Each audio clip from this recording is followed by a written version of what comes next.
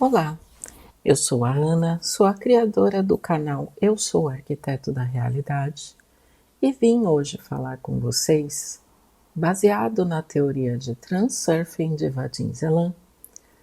O capítulo 2 da série é sobre forças equilibradoras. Nós já tratamos do assunto que é a energia dos pensamentos, que nascem na unidade coração, sentimento e mente, transformam potencial em realidade. Eu vou deixar aqui os cards do vídeo anterior, caso você não tenha visto, para você acompanhar a série melhor, porque ela tem um princípio e se desenrola de uma maneira lógica, baseada na teoria do Transurfing de Vadim Zeland. Bem, em outras palavras, o setor do espaço das variantes, que corresponde à qualidade dos pensamentos, pode ser materializado se os sentimentos estiverem unidos com o pensamento da mente. Isso também foi citado por Napoleon Hill no livro Mais Esperto que o Diabo. Ele diz: todos os atos seguem pensamentos. Não existe feito sem antes ter havido um padrão de pensamento que o antecede. Além disso, todos os pensamentos têm uma tendência de se tornarem a sua contraparte física. Os pensamentos dominantes, que são aqueles que uma pessoa mistura com emoções, desejos, esperança, fé, medo, ódio, ganância, entusiasmo, eles não apenas têm a tendência de se tornarem o seu equivalente físico, como estão fadados a se tornarem. Como podemos ver, esse conhecimento está espalhado em diversos locais e temos que ter a paciência de garimpar. Muitos autores citam, cada um de um modo diferente e com uma linguagem mais ou menos inteligível.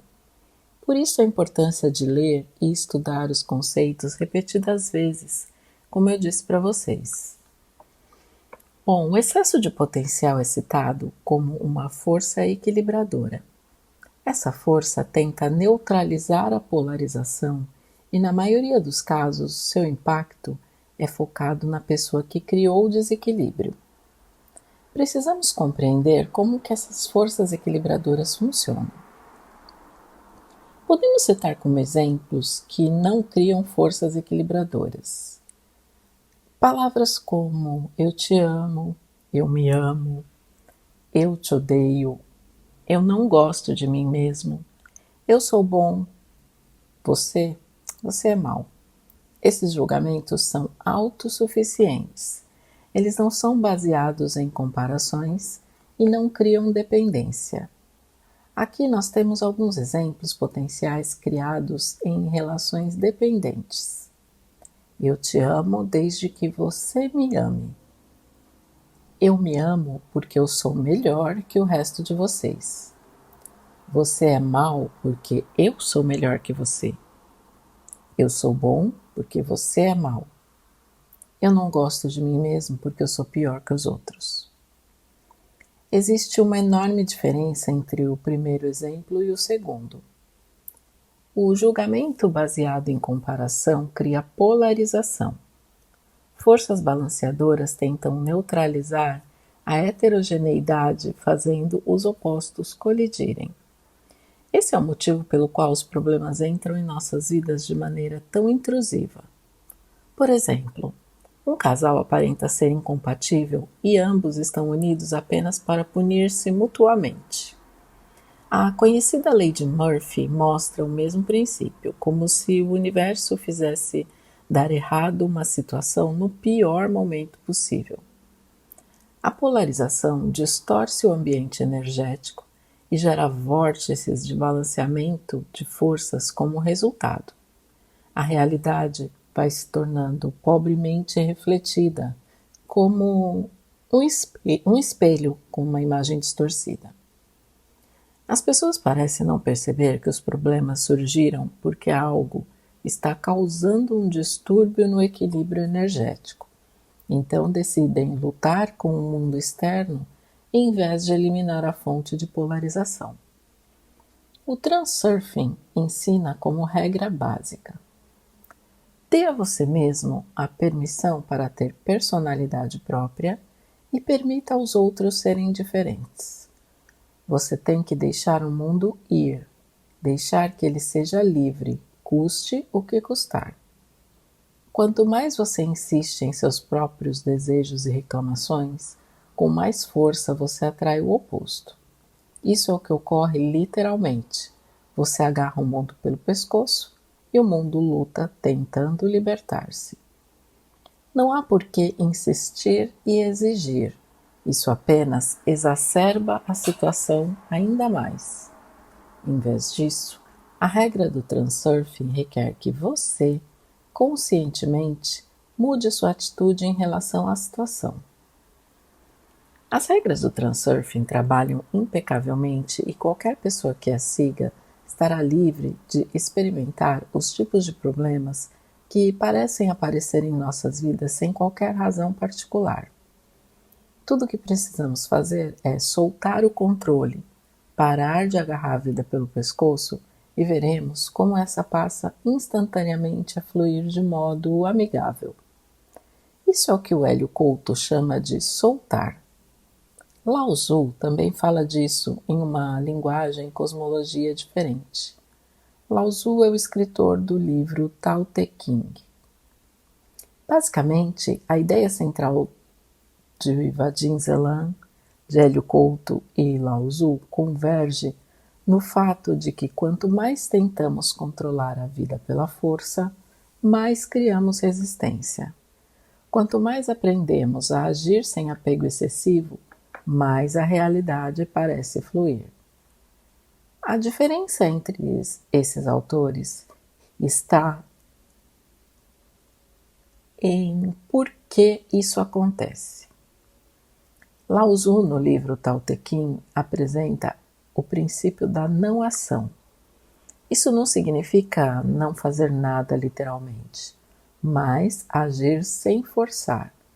Agir em harmonia com o fluxo natural, não lutar contra a corrente da realidade. Basicamente, ensina que quem tenta dominar tudo acaba perdendo tudo. Lao Tzu usa a água como um grande exemplo. A água, ela não luta contra uma pedra. Ela contorna o obstáculo e, justamente por sua flexibilidade, acaba moldando as montanhas ao longo do tempo. O soltar não significa desistir, mas sim abandonar a necessidade de controlar cada detalhe. Hélio Couto frequentemente fala sobre confiar no campo, deixar de tentar controlar tudo racionalmente, reduzir o medo, abandonar a necessidade de manipular os acontecimentos. A ideia recorrente é que a realidade responde melhor quando a pessoa deixa de vibrar escassez, ansiedade e controle excessivo.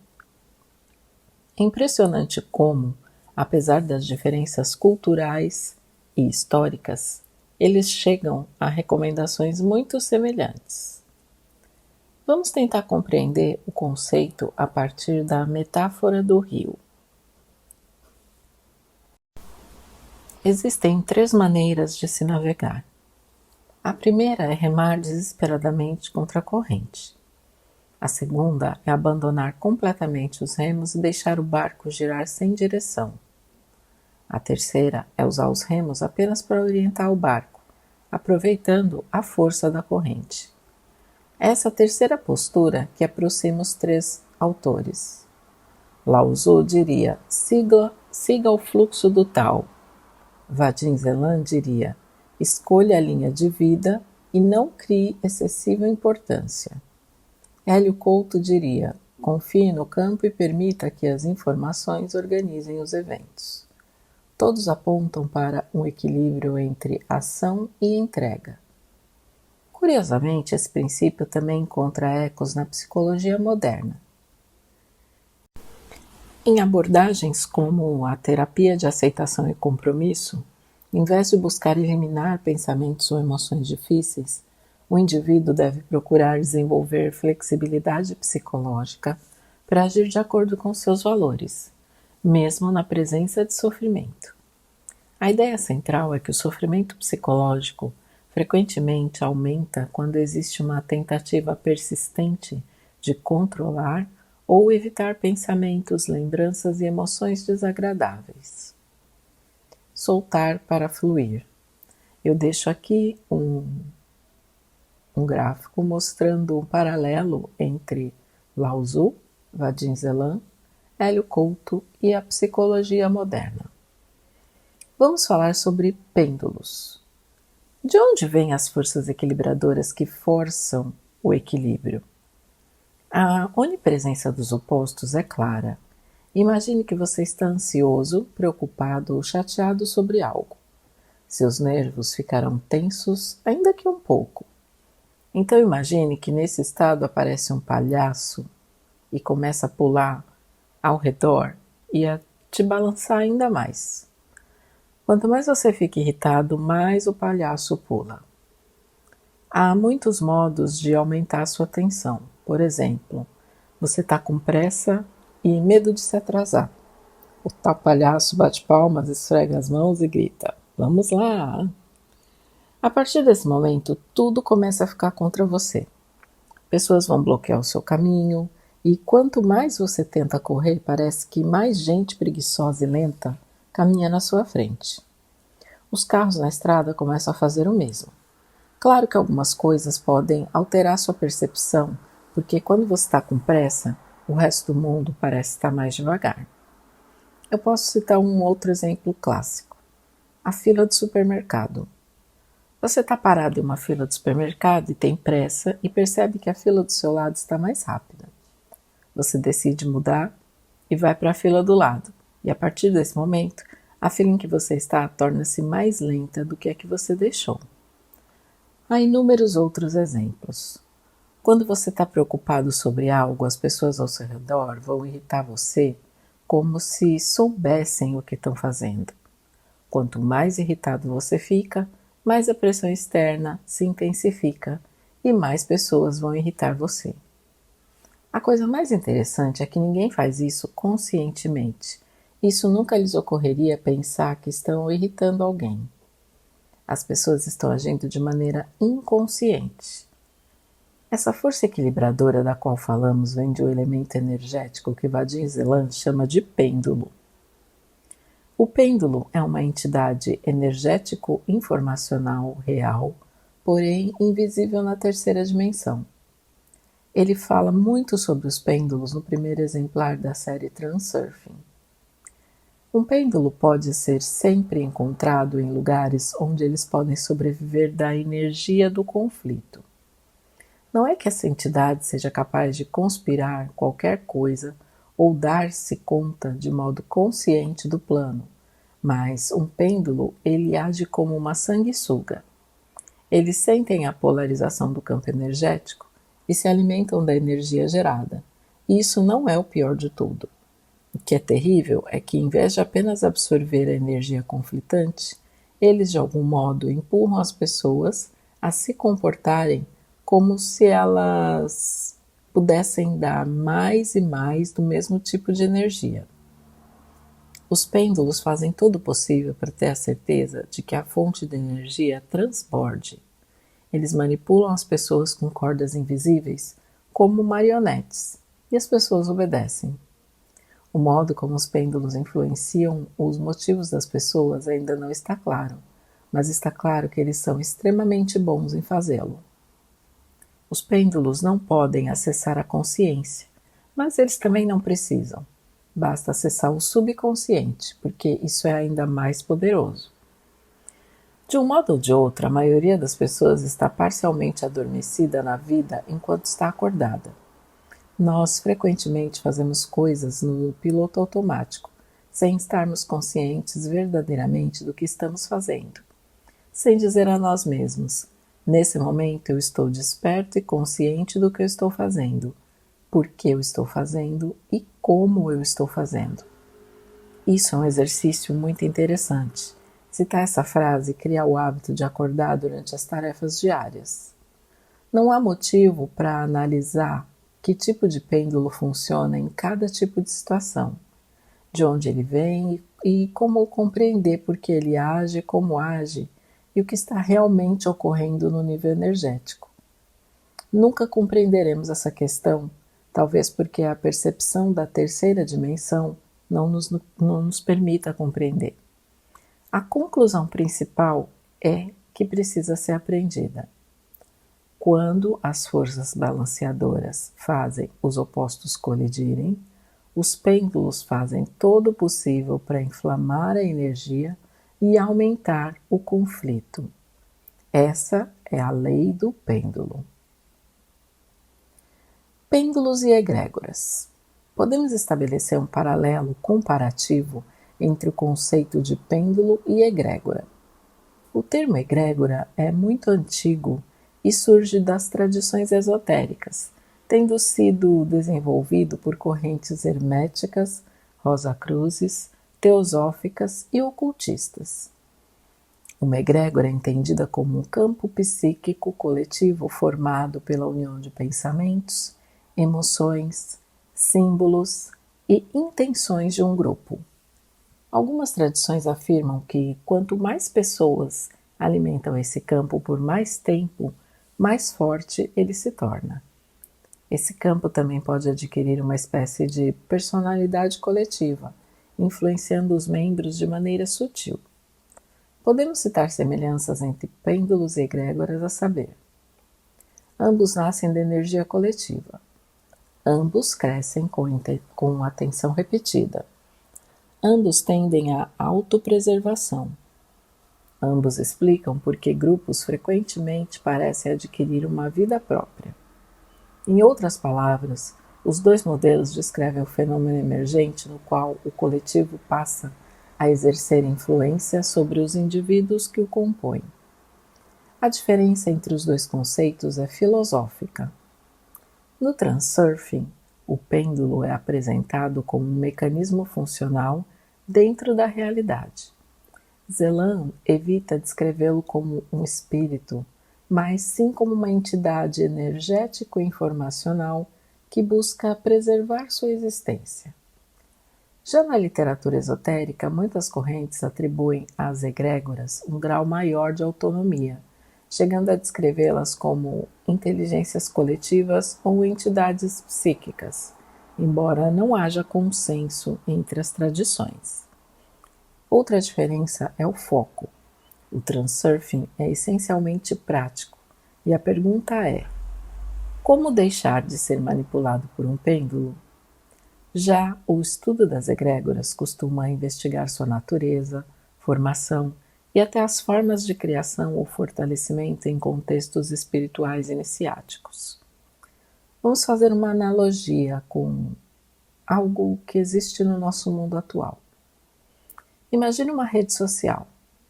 Cada curtida, comentário e compartilhamento fortalece o algoritmo que passa a sugerir cada vez mais aquele conteúdo.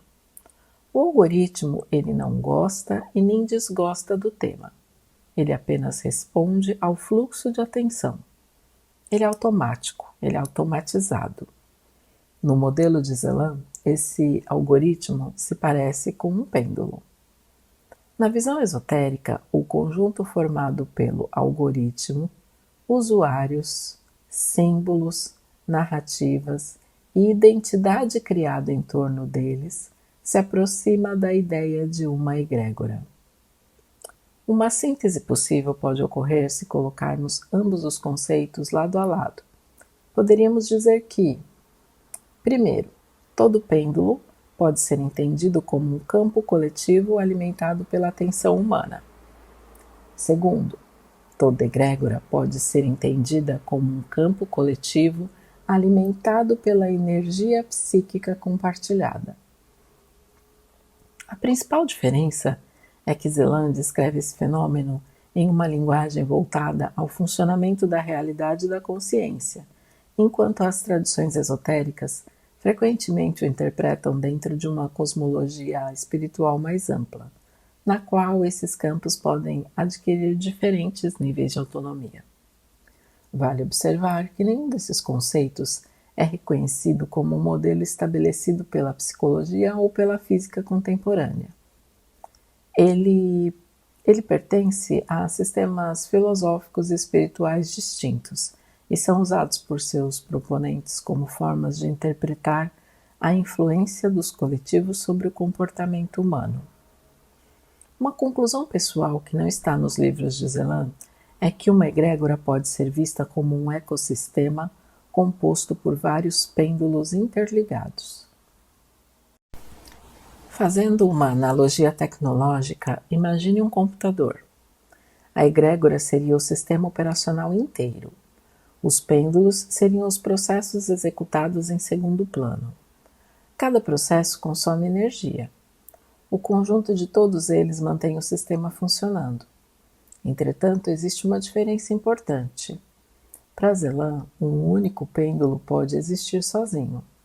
Por exemplo, um clube de futebol, um movimento político, uma celebridade, uma moda passageira. Ele não precisa fazer parte de uma egrégora maior. Já a egrégora, na maioria das tradições esotéricas, costuma ser uma estrutura mais ampla. Se pensarmos em termos de dinâmica, poderemos pensar em um modelo onde os pensamentos individuais geram emoções que são compartilhadas e criam pequenos pêndulos. A rede de pêndulos cria uma egrégora consolidada. Do ponto de vista filosófico, essa integração é elegante porque trata os pêndulos como elementos funcionais e a egrégora como uma arquitetura emergente que lhes dá unidade. É uma interpretação contemporânea e pessoal, não uma definição encontrada literalmente nas obras de Celan ou nas tradições esotéricas, mas pode servir como uma ponte conceitual útil para quem deseja comparar ambos os sistemas como fizemos agora. Voltando a discorrer sobre pêndulos. Já compreendemos que não podemos dizer, pelo conceito de Celan, que os pêndulos agem com vontade própria, pois não são estruturas com consciência própria. As forças de equilíbrio agem de modo inconsciente e os mecanismos precisos também ainda não são claros. Nós, seres vivos, também somos energia nesse mundo. Não faz sentido em analisar que tipo de pêndulo está funcionando em uma determinada situação, de onde ele vem, como ele age e o que realmente acontece no nível energético. Certamente está fora da nossa compreensão e, digo mais, está além da terceira dimensão. Apenas compreendemos que, quando um conflito se inicia, os eventos vão sempre se desenvolver para intensificá-lo, e quando a lei do pêndulo está em ação, o senso comum não tem peso. Em situações de conflito, a motivação de uma pessoa fica sob o poder do pêndulo. É esse o motivo pelo qual muitas vezes não nos reconhecemos em nossas ações do passado e podemos nos questionar acerca de por que nos comportamos de determinada maneira. A resposta é que isso vem do subconsciente, sem que uma pessoa esteja totalmente ciente do que está fazendo. É apenas mais tarde, quando a consciência está livre de influência externa, que os eventos podem ser avaliados mais objetivamente. Podemos dizer que os pêndulos podem ser uma fonte universal do mal, podem ser relativamente inofensivos também. O transurfing não deixa de ser um pêndulo, que tem, por exemplo, o objetivo de fazer o maior número de pessoas possível pensar sobre o que está realmente acontecendo. Não é sobre libertar-se de pêndulos de qualquer maneira, porque alguns podem trazer benefícios. A maior questão é não virar uma marionete, é estar ciente de suas ações e usar essas estruturas para a sua própria vantagem. Acordar e estar vigilante sobre o modo como um pêndulo tenta te manipular e entender o que realmente está acontecendo é ganhar metade de uma batalha. O poder da influência do pêndulo é inversamente proporcional à capacidade de estar vigilante. O pêndulo só tem poder sobre você quando estás adormecido no seu período de vigília. É importante citar que você não deve se envolver em batalhas de pêndulos destrutivos, a menos que isso sirva a você pessoalmente de algum modo. Como despertar dessa influência? Anote a seguinte frase: nesse momento eu estou acordado e totalmente consciente do que eu estou fazendo, por que eu estou fazendo e como eu estou fazendo. E reflita a respeito disso.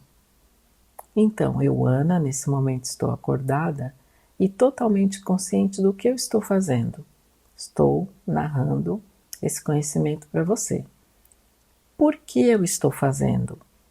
Eu estou fazendo porque, ensinando, eu também estou aprendendo e eu quero espalhar esse conhecimento para o maior número de pessoas possível. E como eu estou fazendo isso?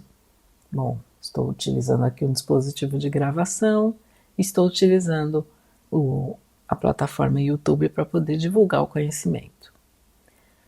Se você mantém esse nível de consciência, tudo vai correr bem. Se você não o mantém, então qualquer conflito, mesmo o menor deles, vai fazer de você uma marionete. As coisas ficam piores se algo ou alguém te chatear. Nesse caso, você lembra daquele palhaço que eu falei? Irritante? Ele vai pular até que seus nervos tensionem.